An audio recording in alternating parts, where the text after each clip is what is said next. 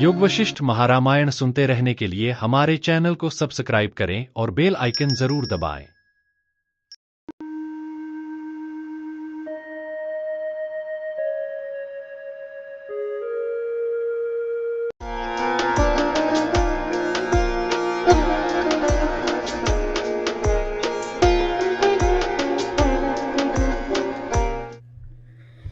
योग वशिष्ठ महारामायण उत्पत्ति प्रकरण सर्ग 122। पहले पुरुष का ज्ञान भूमिका के उदय क्रम का वर्णन, तदंतर शोक मोह आदि के निराकरण द्वारा श्री रामचंद्र जी का बोधन। पहले उत्पन्न हुए कुछ विकसित बुद्धि वाले, यानी इस जन्म में या जन्मांतर में किए गए कर्मों से शुद्ध चित्त हुए पुरुष को इस प्रकार सत्संग में तत्पर होना चाहिए। सत्संग से साधन चातुष्ट संपत्ति के साथ अध्यात्म शास्त्र से संबंध होता है, वही पहली भूमिका है, ऐसा कहते हैं। अनवरत प्रवाह में पड़ा हुआ यह अविद्या रूपी नदियों का समूह शास्त्र और सज्जन के संसर्ग के बिना नहीं तरा जा सकता है। उससे विवेक पूर्वक पुरुष को यह हेय है और यह उपादेय है, यह विचार उत्पन्न होता है। तब वह पूर्वोक्त शुभेच्छा नाम की ज्ञान भूमिका में अवतीर्ण होता है। शुभेच्छा नाम की ज्ञान भूमिका में विजय प्राप्त करने से दूसरी भूमिका की प्राप्ति दर्शाते हैं। तदुपरांत विवेकवश विचारणा नाम की ज्ञान भूमिका में आता है। दूसरी भूमिका के विजय से तीसरी भूमिका में अवतरण होता है, ऐसा कहते हैं। सम्यक ज्ञान से असम्यक वासना का त्याग कर रहे पुरुष का मन संसार की वासनाओं से तनुता को प्राप्त होता है। उसके द्वारा तनु मानसा नाम की तीसरी ज्ञान भूमिका में अवतीर्ण होता है। चौथी भूमिका के अवतरण का प्रकार कहते हैं। जब भी योगी के सम्यक ज्ञान का उदय होता है, तभी शुद्ध सत्य आत्मा में स्थिति रूप चौथी ज्ञान भूमिका सत्वापत्ति प्राप्त होती है। उसके कारण जब वासना सूक्ष्मता को प्राप्त हो जाती है, तभी योगी असंसक्त कहा जाता है, कर्म फल से बंधन में नहीं पड़ता है। तदंतर वासनाओं के तनु होने के कारण पुरुष सदा ही अंतर्मुख रूप से रहने से ब्रह्माहं भाव की वासना के बढ़ने के कारण बाह्य पदार्थों के क्रम से विस्मरण रूप भावना की तनुता का अभ्यास करता है। कितने काल तक भावना की तनुता का अभ्यास करना चाहिए, इस प्रश्न पर कहते हैं, जब तक समाधिस्थ हो, चाहे समाधि से व्यथित हुआ हो, चाहे असत संसार वस्तुओं में स्थित हो, अपनी आत्मा में ही क्षीण मन होने के कारण अभ्यासवश बाह्य वस्तुओं को करता हुआ भी नहीं देखता है। अतएव रुचि से उनका सेवन नहीं करता है, न कभी उसका स्मरण करता है। सूक्ष्म वासना वाला होने के कारण केवल बालक या उन्मत्त अथवा आधा सुप्त और आधा प्रबुद्ध के समान स्नान, भोजन आदि कर्तव्य को दूसरे की इच्छा से करता है, तब तक उसका अभ्यास करे। अत्यंत सूक्ष्म ब्रह्म में जिसने अपने चित्त को एक रस कर दिया है, ऐसा योगी उसके द्वारा पदार्था भावनी नाम की योग भूमिका में आरूढ़ होता है। पूर्वोक्त प्रकार से ब्रह्म में जिसका चित्त लीन हो गया है, ऐसा योगी कुछ वर्षों तक अभ्यास करके दूसरों की इच्छा से कार्यानुसार कभी स्नान, भोजन आदि बाह्य क्रियाओं को करता हुआ भी उसकी भावना को सर्वथा छोड़ देता है, स्वयं ही तुर्य आत्मा हो जाता है। छठी भूमिका तक चित्त की ब्रह्माकारता के स्थिर होने पर कुछ न कुछ प्रयत्न की अनुवृत्ति रहती है।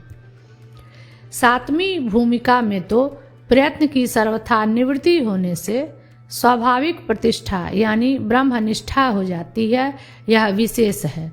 वही पुरुष जीवन मुक्त कहा जाता है। यद्यपि पूर्व की भूमिकाओं में भी जिन्होंने ब्रह्म का साक्षात्कार कर लिया है, वे जीवन मुक्त ही हैं, तथापि उनमें कभी प्रबल प्रारब्ध से प्राप्त कराए गए प्रिय अप्रिय का संबंध होता है। अतः उनमें मुख्य जीवन मुक्ति सुख नहीं है। सातवीं भूमिका में योग के परिपाक से उत्पन्न पुण्य के प्राचुर्य से जो अति प्रबल है, तिरस्कृत हुआ प्रारब्ध कर्म केवल जीवन व्यवहार के आभास में परिवसित होता है, हर्ष शोक आदि को उत्पन्न करने के लिए नहीं होता है। इस आशय से उसका लक्षण पद्य से कहते हैं। जीवन मुक्त पुरुष प्राप्त हुई वस्तु का अभिनंदन नहीं करता, यानी किसी वस्तु के प्राप्त होने पर प्रसन्न नहीं होता और खोई हुई वस्तु के लिए शोक नहीं करता। जो कुछ प्राप्त हो गया केवल उसी का भय आशंका से रहित होकर अनुवर्तन करता है। आप तो अत्यंत शुद्ध चित्त वाले हैं, इसलिए आपने दूसरी भूमिका में ही अपने ही विचार से प्रत्यागात्म तत्व का ज्ञान प्राप्त कर लिया है। इस आशय से कहते हैं, हे श्री रामचंद्र जी, आपने सबका अंतर्यामी ज्ञातव्य तत्व जान लिया है, क्योंकि आपकी वासना संपूर्ण कार्यों से तनुता को प्राप्त हो गई है।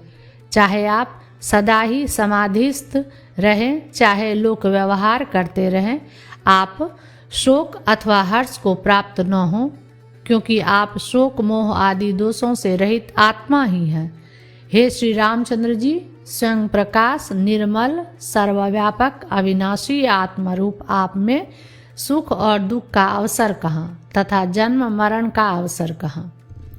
यदि कोई शंका करे आत्मबोध से जन्म मरण आदि से होने वाले शोक पर भले ही विजय प्राप्त हो जाए, किंतु बंधु बांधवों के संग से होने वाले शोक पर कैसे विजय प्राप्त की जा सकती है। इस पर कहते हैं, आपके कोई बंधु नहीं है, फिर क्यों आप बंधु से उत्पन्न दुख के लिए शोक करते हैं। यह आत्मा अद्वितीय है, इसमें बंधु बांधवों का अवसर ही कहाँ। आप बंधुओं की देह को शोक के योग्य कहते हैं अथवा आत्मा को। पहला पक्ष नहीं बन सकता, क्योंकि देह के भस्मीभूत होने पर केवल परमाणु का समूह दिखाई देता है। वह तो अचेतन होने के कारण शोक के योग्य नहीं है। दूसरा पक्ष भी ठीक नहीं है, क्योंकि यदि आत्मा नष्ट होता है और उदित होता है यह मान लिया जाए, तो उसकी सर्वव्यापकता न रहेगी तथा अन्य देश और अन्य काल में उसके भिन्न होने की आपत्ति प्राप्त होगी। अतः आत्मा न तो मरता है और न उदित होता है। आप अविनाशी हैं, फिर भी मैं विनष्ट होऊंगा, इस प्रकार शोक क्यों करते हैं। आत्मा मृत्यु का निवासभूत नहीं है और निर्मल है, अतएव उसमें विनाश का प्रश्न ही कैसे उठ सकता है। जैसे घट के फूटकर टुकड़े होने पर घटाकाश का विनाश नहीं होता, वैसे ही इस शरीर के नष्ट होने पर आत्मा का विनाश नहीं होता। जैसे सूर्य की किरणों पर प्रतीत हो रही मृग तृष्णा रूपी नदी के नष्ट होने पर धूप नष्ट नहीं होती, वैसे ही देह के नष्ट होने पर आत्मा नष्ट नहीं होती। व्यर्थ भ्रांति रूप पदार्थों की इच्छा ही आपके हृदय में क्यों उदित होती है। आत्मा अद्वितीय है, ऐसी अवस्था में वह दूसरी किस किस वस्तु की अभिलाषा करेगा। हे श्री रामचंद्र जी, इस जगत में सर्वशक्ति परमात्मा में ही ये सब शक्तियां स्थित हैं। ऐसी कोई सुनने योग्य, छूने योग्य, देखने योग्य, श्वास लेने योग्य, सूंघने योग्य दूसरी वस्तु नहीं है जो आत्मा से भिन्न हो। यदि कोई शंका करे, जैसे धूप में मृग तृष्णा ब्रह्म की शक्तियां हैं, वैसे ही यदि ब्रह्म में जगत की शक्तियां हैं तो वे भिन्न होगी। इस पर कहते हैं, जैसे आकाश में शून्यता है, यानी शून्यता आकाश से पृथक नहीं है, वैसे ही सर्वशक्तिमान व्यापक व्यक्त आत्मा में ये सब शक्तियां हैं, यानी उससे पृथक नहीं हैं। अत्यंत असत जगत के उदय में क्या बीज है, ऐसी यदि कोई शंका करे तो जगत की उत्पत्ति में एकमात्र चित्त ही बीज है, उसी को कहते हैं। हे श्री रामचंद्र जी, यह पूर्वोक्त त्रिलोकी रूपी ललना चित्त से ही उदित हुई है। इसने सात्विक, राजस और तामस 3 प्रकार के जन्मों से संसार में भ्रम उत्पन्न कर रखा है। चूंकि यह चित्त से उत्पन्न हुई है, इसलिए चित्त के क्षय से ही इसका क्षय होता है, ऐसा कहते हैं। वासना क्षय नामक मनः प्रशमन के सिद्ध होने पर कर्मों की निवासभूत यह माया नष्ट हो जाती है। संसार रूपी विशाल चाक के बीच में स्थित कील पर आरूढ़ तिरछे काट में लगी हुई ऊपर और नीचे के चाक को वहन करने वाली रज्जु रूपी यह वासना है। हे श्री रामचंद्र जी, आप प्रयत्न पूर्वक इस वासना का नाश कीजिए। इस संसार रूपी चक्की में पृथ्वी नीचे का चाक है, मेरु पर्वत उसकी कील है और ज्योतिर्मंडल ऊपर का चाक है और यह जगत वासना से बंधा हुआ है। जब तक इस माया का ज्ञान नहीं होता तब तक यह बड़े बड़े मोहों को देती है। जब इसका ज्ञान हो जाता है तो इसका नाम भी अनंत यानी ब्रह्म हो जाता है। यह सुखदायिनी और ब्रह्मदायिनी हो जाती है। यहाँ पर संसार का भोग करके अपनी लीलाभूत ब्रह्म विद्या से ब्रह्म का स्मरण कर ब्रह्म से आई हुई यह फिर ब्रह्म में ही लीन हो जाती है। हे श्री रामचंद्र जी, जैसे तेज से प्रकाश उत्पन्न होता है वैसे ही कल्याणमय रूप रहित अप्रमेय निर्दोष ब्रह्म से सब भूत उत्पन्न हुए हैं। जैसे पत्ते में विविध रेखाएं होती हैं, जैसे जल में अनेक लहरें उठती हैं, जैसे सुवर्ण में कटक आदि का आविर्भाव होता है और जैसे अग्नि में उष्णता आदि धर्म होते हैं, वैसे ही वासना अवच्छिन्न ब्रह्म में यह सारा त्रिलोक स्थित है। उसी से उत्पन्न हुआ है और तद्रूप ही है। वही सब भूतों का आत्मा ब्रह्म कहा जाता है। उसका ज्ञान होने पर सारे जगत का ज्ञान हो जाता है। तीनों लोकों में वही ज्ञाता है, क्योंकि नान्यो अतो अस्ति दृष्टा, उससे भिन्न कोई दृष्टा नहीं है, ऐसी श्रुति है।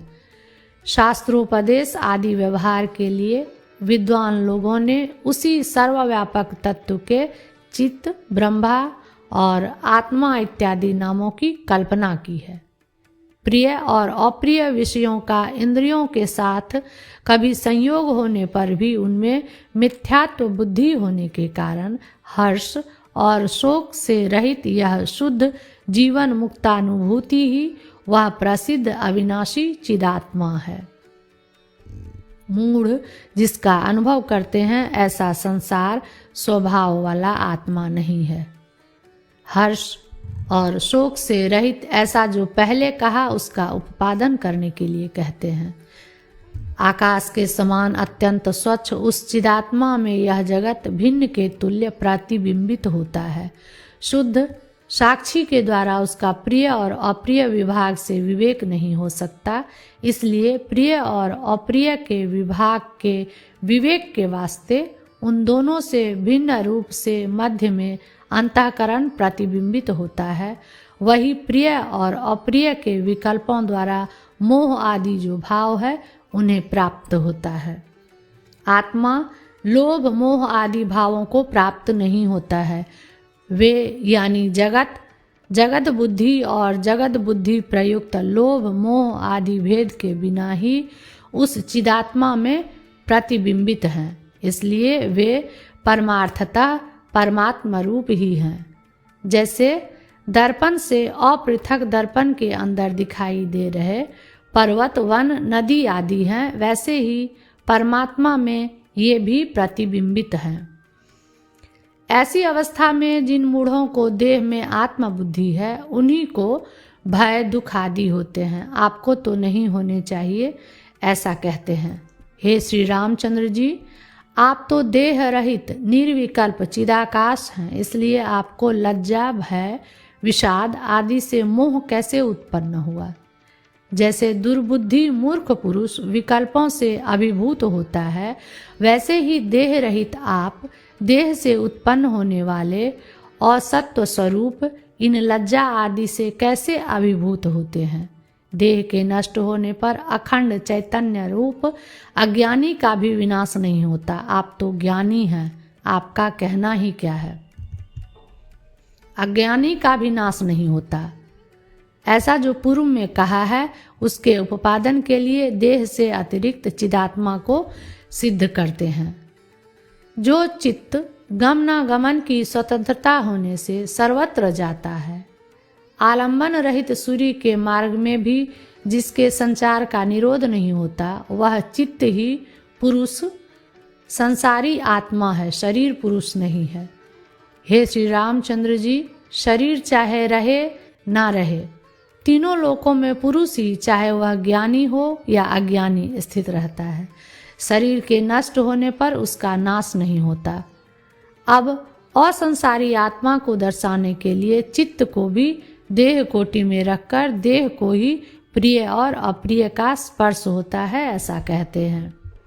हे श्री रामचंद्र जी, जो आप इन विविध दुखों को देखते हैं वे सब देह के ही हैं, इंद्रियों द्वारा गृहीत न होने वाले चिदात्मा के नहीं हैं। मन के अगोचर होने के कारण जो यह चिदात्मा शून्य की तरह स्थित है, वह सुख और दुखों से व्याप्त कैसे हो सकता है। यदि कोई शंका करे कि देह के नष्ट होने पर जीव कहाँ जाता है, तो इस पर कहते हैं, जैसे भ्रमर कमल से उड़कर आकाश में जाता है, वैसे ही यह जीव नष्ट हुए देह के अभिमान का त्याग कर पहले अपने आधारभूत परमात्मा में ही जाता है। मनः प्राणे प्राण तेजसी तेजः परस्यांग देवतायाम। मन प्राण में लीन होता है, प्राण तेज में लीन होता है और तेज परमात्मा में लीन होता है। इस श्रुति प्रमाण से मन प्राण आदि उपाधियों से विहीन होने से जीव बिंबभूत ईश्वरैक्य को प्राप्त होता है। शंका, ईश्वरैक्य को प्राप्त होकर वह मुक्त क्यों नहीं होता। समाधान, वह चिरकाल से अभ्यस्त भेद वासना को प्राप्त हुआ है, यानी भेद वासना का मूलोच्छेद करने वाले ज्ञान का उदय न होने से उसकी मुक्ति नहीं होती। यदि आप शंका करें कि यदि जीव प्रतिबिंब है तो उसकी उपाधि से अतिरिक्त सत्ता न होने से वह असत ठहरा और उपाधि का नाश होने से उसका नाश हो जाएगा। भले ही ऐसा हो, तथापि आप जीव नहीं हैं। जीव के न रहने पर अथवा नाश होने पर आपको शोक नहीं करना चाहिए, ऐसा कहते हैं। वह प्रसिद्ध आत्म तत्व यानी जीव यदि असत हो तो इस आपके देह पिंजर के नष्ट होने पर आपका क्या नष्ट हुआ और आप किस लिए शोक करते हैं। वस्तुतः प्रतिबिंब बिंब ही है, क्योंकि उपाधि में प्रवेश रूप भेद की कल्पना से बिंब की प्रतिबिंब रूप से प्रतीति होती है। अन्यथा जड़ उपाधि का कार्य होने पर चिदाभास भी जड़ हो जाएगा, अतः संसार का भान नहीं होगा। इसलिए आप जीव को उसकी उपाधियों के परित्याग द्वारा सत्य ब्रह्म ही समझिए। भ्रांति से प्राप्त हुए नश्वर देह आदि भाव का अनुभव न कीजिए। पूर्ण ब्रह्म भाव से तृप्त होने के कारण इच्छा रहित और निर्दोष आत्मा में कोई इच्छा नहीं है। यदि कोई शंका हो कि यदि उसमें इच्छा नहीं है तो इच्छा के बिना उसकी सृष्टि की सिद्धि कैसे होगी, इस पर कहते हैं, सबके साक्षी सर्वत्र सम निर्मल निर्विकल्प चिदात्मा में ये सब जगत बिना किसी प्रकार की इच्छा के ऐसे प्रतिबिंबित होते हैं जैसे कि दर्पण में पर्वत वन नगर आदि। जैसे सुंदर मणि में किरण स्वयं दिखाई देती है, वैसे ही सबके साक्षीभूत सर्वत्र सम निर्मल निर्विकल्प चिदात्मा में जगत स्वयं दिखाई देते हैं।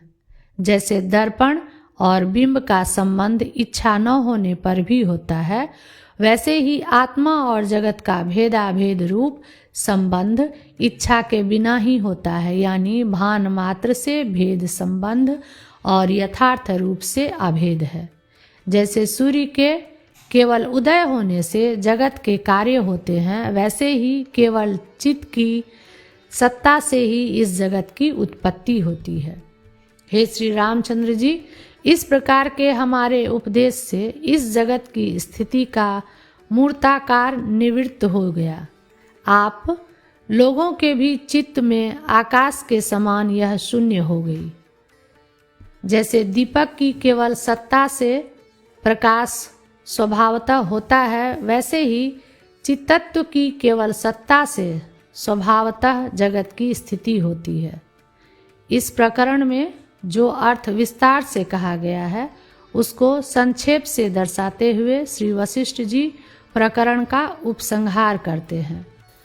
पहले परमात्म तत्व से मन उदित हुआ। उसने जैसे शून्य आकाश असत नीलता का, जिसका कि सब लोगों के अनुभव से अधोमुख किया हुआ मनोहर इंद्र नीलमणि के कड़ाहे की तरह यह नील आकाश दिख रहा है, इस तरह उपमा और उत्प्रेक्षा द्वारा सुंदर वाग व्यवहार होता है, विस्तार करता है, वैसे ही अपने विविध विकल्पों से इस जगत का विस्तार करता है। इसलिए निमित्त का नाश होने पर नैमित्तिक का भी नाश होने से निर्मल एकमात्र आत्मा ही शेष रहता है, ऐसा कहते हैं। संकल्पों का क्षय होने से, चित्त के नष्ट होने पर संसार मोह रूपी पाला नष्ट हो जाता है। जैसे शरद ऋतु आने पर आकाश स्वच्छ होता है, वैसे ही चित्त के गलित होने पर अंतःकरण अद्वितीय जन्म रहित अनंत प्रत्यगात्म स्वभाव हो जाता है।